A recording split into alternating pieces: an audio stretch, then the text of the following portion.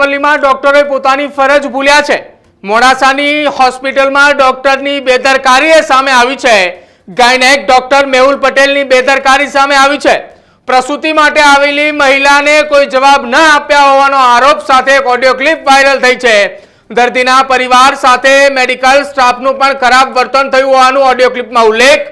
30 kilometre દૂરથી મોડાસા પ્રસૂતિ માટે આવ્યા હતા અને ડોક્ટર મેહુલ પટેલે ફોન ઉપાડવાનું टाळ્યું હોવાની વાત પણ સામે આવી છે। 4 કલાક બાદ ડોક્ટરે ફોન ઉપાડી વાહિયાત જવાબ આપ્યો। હું નોકરી કરું છું, મારું દવાખાનું નથી। આ નિવેદન ડોક્ટર મેહુલ પટેલે આપ્યું છે। મારા ઘરે પ્રસંગ હતો તો હું ક્યાંથી ફોન ઉપાડું, આ પ્રકારનું નિવેદન પણ ડોક્ટર મેહુલ પટેલે આપ્યું છે। મારા ઘરે ગણપતિની આરતી ચાલતી હતી ને દરમિયાન તમારા ફોન આવતા હતા, એટલા માટે મેં ફોન નહોતો ઉપાડ્યો। આવું નિવેદન ઓડિયો ક્લિપની અંદર ડોક્ટર મેહુલ પટેલનું છે। તારાથી થાય એ કરી લે અને કમ્પ્લેન પણ કરી દે, આ નિવેદન આપતાની સાથે જ ડોક્ટરની બેદરકારી પણ સામે આવી છે। હોસ્પિટલમાં મૂકેલા રિઝર્વ ડોક્ટર પણ ગેરહાજર હતા।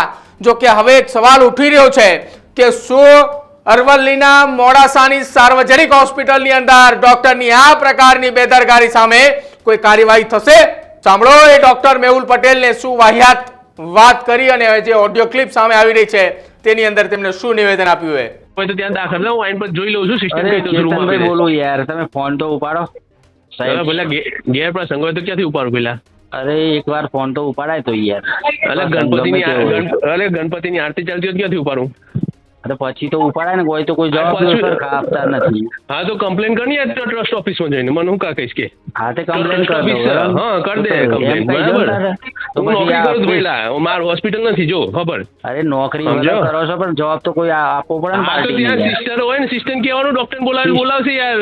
સિસ્ટર તો કોઈ જવાબ સરખો આપતા નથી। હા જા ફરી જા મળવા જા ત્યાં। હા તો હું કરી લેજો ના મારવાની ભાઈ, કશું વાંધો નહીં પેલા ત્યાં કમ્પ્લેન કરી દે। તમે પેશન્ટ તમારા ત્યાં આવે છે શું કરવા આવે?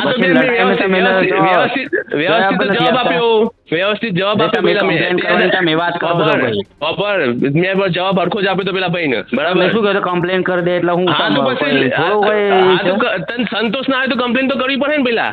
હે સંતોષ ના હોય તો તારે કમ્પ્લેન કરવી પડશે ને। પેશન્ટ પછી કરું ને, સિસ્ટરને જવાબ ના આપ્યો સિસ્ટરે તો ત્યાં જઈને કમ્પ્લેન કરો ઓફિસમાં જઈને। તો પછી નોકરો કરવાનો છે તો મારે નથી કરવાના। અરે